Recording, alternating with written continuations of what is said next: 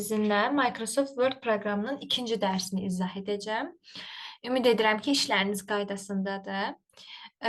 Əgər xatırlayırsınızsa, biz sizinlə fayl bölməsini keçmişdik ki, orada olan müəyyən alətlərin yerinə yetirdiyi funksiyalar, yeni sənəd yaratma, sənəd açma, çap etmə və s. kimi müəyyən funksiyonallığı keçmişdim. Bugün isə sizinlə əsas keçəcəyim mövzu alətlərin üzərində işləmək və qısa yollardan istifadə etməklə sürətli şəkildə müəyyən formatların verilməsi üsuludur. Word proqramının ilk əvvəlcə yaradılmasına baxaq. Yadınıza gəlirsə, mən bu üsulu sizə demişdim. Bir Word papkası açırıq. Adını sənəd qoyacağam. Sənəd var idi deyək ki, nə oldu? 2 sol düymə üzərinə vurmaq açırıq. Proqramımızı. Sənədimizi açan zaman ilk əvvəl Home-u görürük. Home-da müəyyən alətlər var ki, bu alətlərin müəyyən funksiyonallıqları var, yerinə yetirdikləri müəyyən funksiyalar var və o funksiyaları bilməyimiz də bizim üçün yaxşıdır və vacibdir. Müəyyən şirkətlərdə işləyən şəxslər və yaxud da ümumiyyətlə karyerasında ilk dəfə addımı atmaq istəyən hər bir şəxs OS proqramlarını bilməlidir. Əlbəttə ki, mükəmməl bilməsə belə, orta səviyyədə, başlanğıc səviyyədə və yaxud da başlanğıcdan ortaya keçid səviyyədə bilməsi daha yaxşıdır və üstünlükdür. Bilirik ki, hal-hazırda günümüzdəki vakansiyaların daha çoxunda Microsoft Office proqramlarını bilmək vacib tələblərdən biri kimi hesab olunur. Mən Instagram hesabı üzərində də paylaşımlar edirəm. Həmçinin mənim əsas məqsədim praktiki olaraq burada sizə göstərmək olacaq və bu əlbəttə ki, Word-ü bilənlər üçün yox, Word-də sıfırdan başlayanlar üçün nəzərdə tutulub. Çünki işə addım atmaq üzrədir və yaxud da ki, hər hansı bir işə qəbul olub, amma hələ ki, bu proqramlardan istifadəni bilmir. Yəni, günümüzdə bu insanların sayı da çoxdur və yaxud da ki, bu sahəni bilənlər var ki, artıq müəyyən yerlərdədir, müəyyən irəliləyişlər edir. Word proqramında gördüyünüz kimi Home menüsündən ibarətdir, Home bölməsidir və Home-da müəyyən özü bölmələrə bölünüb və hər bölmənin özünün də alətləri var gördüyünüz kimi. Clipboard bölməsinin alətləri var, font bölməsinin alətləri var, paragraf bölməsinin, styles bölməsinin və editing bölməsinin alətləri vardır. Bugün sizə qısa şəkildə izah edəcəm. Gələn dərslərimizdə isə digər videonu yerləşdirəcəm ki, videolarımız həm qısa olsun, həm də yorucu olmasın. Gəlin bugün praktiki olaraq həll edək. Clipboard bölməsinə baxaq bu hissəyə. Görürsünüz, alətlərimiz aktiv deyil, çünki hər hansı bir mətin yazılmayıb. Gəlin bir hər hansı bir mətin yazaq. Mətnimizi seçək. Seçdik. Görürsünüz, seçən kimi avtomatik olaraq aktivdirlər. Mən istəyirəm ki, bu hello sözünü kopyalayım və yapışdırım. Necə? Mənə bu hello sözündən 5-6 dənə lazımdır, tutaq ki. Yəni, mən bundan yazmalıyım. 5-6 lazım olduqda neyniyərik? Avtomatik olaraq götürüb tez-tez hello yazarıq da, düzdür, bilmədiyimiz üçün, əlbəttə ki. Amma biliriksə, bunun daha rahat yolunu görə bilərik. Hello sözünü seçə bilərik, ilk əvvəl seçirik. Əvvəlcə qısa yolları yox, elə buradan alətləri göstərirəm. Kopyanı vura bilərik, vurdum. Gəlirəm, kursorumu aktiv edirəm və paste vururam, düzdürmü? Bunu bilənlər deyir ki, mən zaten bunu bilirəm də. Amma bilməyənlər üçün isə bu bir dənə gedişatdır. Amma qısa yoldan istifadə etsək necə olar? Bunun iki üsulu var. Yəni, gəlib buradan kopya vurarıq ya da Ctrl-C vurarıq. Ctrl-V vurarıq. Ctrl-C-ni vururam. Kursorumu aktiv edirəm. Ctrl-V-mi vururam. Yəni, bunun qısa yolu V-dir. Ctrl-V. Klaviaturadan Ctrl-V vurmaqla biz avtomatik şəkildə sözümüzün sayını çoxalda bilərik. Həmçinin Ctrl-V vuraq. Vurduq. Mən bunları kəsmək istəyirəm. Yəni, buradan kəsib çıxarmaq istəyirəm. Bax, bu ortadakı hello-nu çıxarmaq istəyirəm. Kəsmək istəyirəm.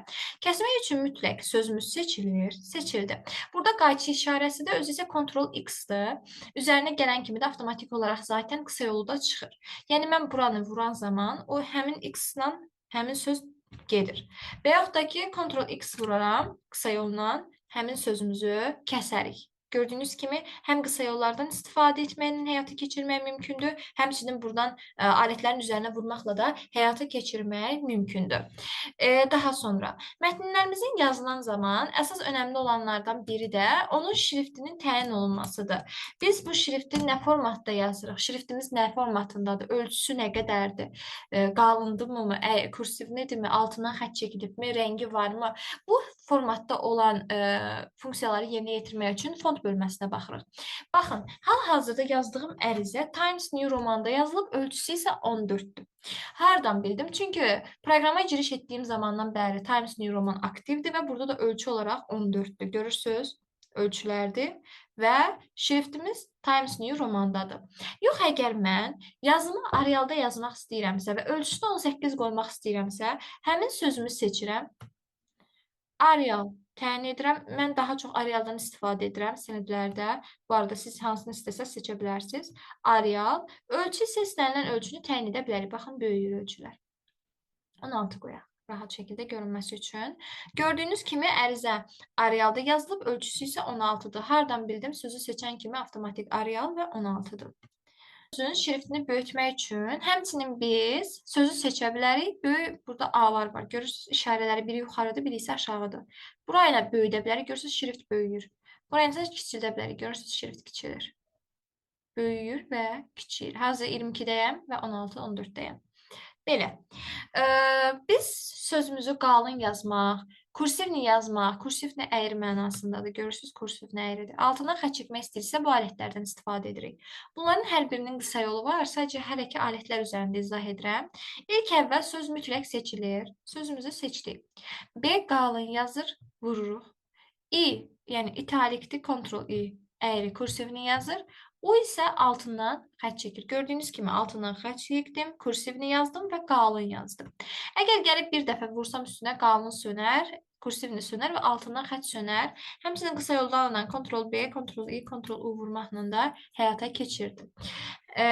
Bu altındakı xətti bəzən dəyişmək istəyən düz xəttin olmağını istəmirik. Görürsünüz, hələ də seçilidir bu arada. Gəlirik buradan qırıq-qırıq xətt, bu şəkildə xətləri seçə bilərik və yaxud da dalğaları. Baxın, seçdim. Bu xəttimə rəng də verə bilərəm hətta.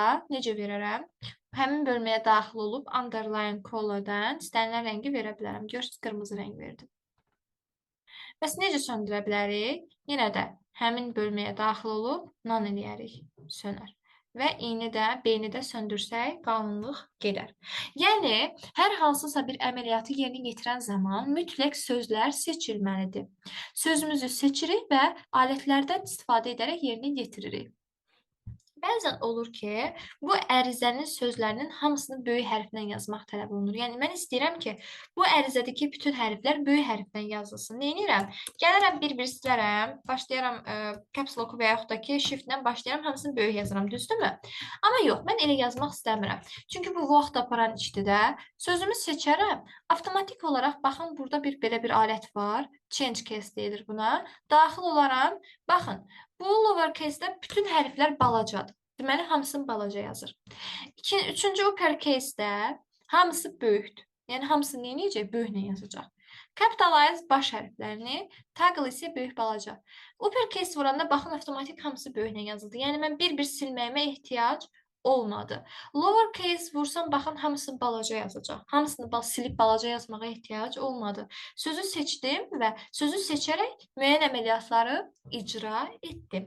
Yaxşı, bəs bəzən bizə lazım olur ki, burada olan ərizədə arxa fona rəng verək, daha sonra font işi rəngi verək, sözün özünə rəng verək. Məsələn, deyirəm ki, ərizənin rəngi olsun, tutaq ki, qırmızı rəngdə, arxasının da rəngi olsun, sarı rəngdə. Yaxşı, bəs biz bunu necə edərik? İlk əvvəl sözümüzü seçərik. Ərizənin rəngini, məsələn, arxa fonunun rəngini buradan təyin edirəm. Baxın, sarı rəng verdim. Yenə sözümü seçərəm. Özünün qırmızı rəngdə olması üçün isə gələrəm burada qırmızı rəngi seçərəm. Gördüyünüz kimi arxa fonun rəngini verdim və özünə rəngi təyin etdim. Həmçinin bu nədir? Bəs bu kölgələri verir. Baxın, istənilən formatda kölgələr təyin edə bilərəm. Altından xəttlər çəkə bilərəm. Kölgələrini təyin edə bilərəm. Məsələn, bu formatda kölgələr verdim. Yəni, bu da sizdən asılıdır ki, necə formatda görünməyini istəyirsiniz. Bundan əlavə qeyd edim ki, bizdə bu əməliyyatlarını yerinə yetirmək üçün ayarlardan da həyata keçirmək mümkündür. Baxın, fond bölməsi Ctrl D ilə də giriş etmək mümkündür. Yəni biz buradan da təyin edə bilərik. Bu ayarlardan da təyin edə bilərik. Necə olur? Məsələn, yazıram bura ki, Cəmilə, öz adıma yazıram. Buradan təyin edə bilirik də arxa fona rəng, özünə rəng, ölçüsünü. Həmçinin Ctrl D və yaxud da buradakı işarə ilə daxil oluruq. Görürsüz? Cəmilə sözünü seçmədiyimə görə görünmür. Cəmiləni seçək. Seçdik. Cəmiləni seçən kimi bölmə açıldı. Baxın, burada yazılıb Cəmilə. Və məndə göstərir, hal-hazırda Arialda yazmışam onu.